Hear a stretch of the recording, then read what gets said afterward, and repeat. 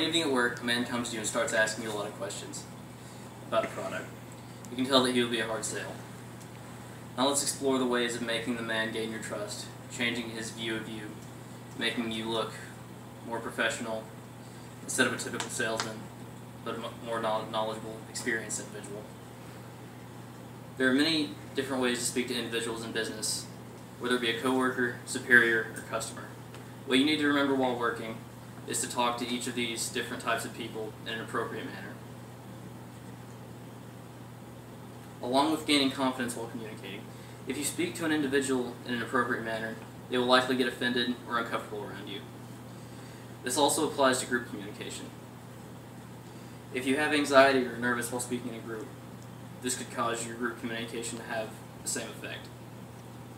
After considering my career and what aspect of my career I'd like to be in, I've done research on how to speak as a salesman. To not only customers, but also co-workers and superiors. I'll be explaining how to control your tone of voice while speaking to customers, and how to communicate better with other co-workers and in groups. In business, the most basic and important aspect of communication as a salesman is tone of voice. In a 2001 article on the Impact Communications website, Judith Billick, PhD, explains that when customers hear your voice on the other end of the line, they imagine the person behind the voice.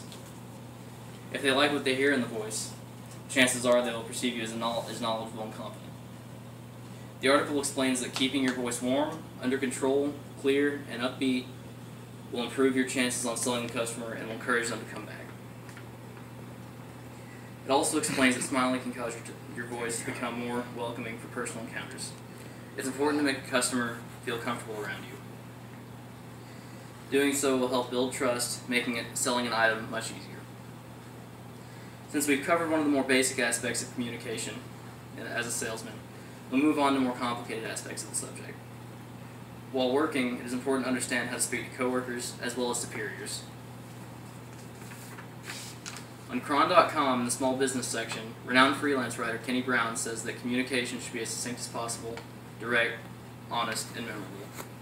In other words, when you communicate in business, the length of conversation should be short while still getting the point across with some detail.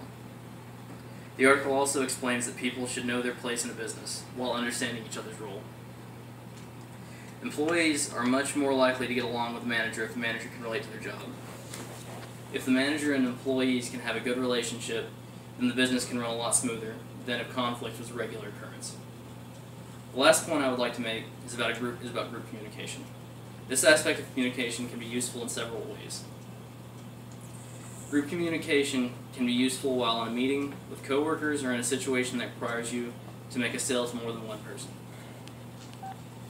On the Wall Street Journal's website, in Health and Awareness, Elizabeth Bernstein quotes Michael Woodward, two primary factors that influence how we behave in a group: personality and position. The article goes on to explain that some people communicate better with less people, so they have to process what they plan on communicating in their mind first. These are called introverts. In large groups, these people tend to think too much about what they are saying instead of what they should say. Extroverts are the opposite. They think out loud while speaking.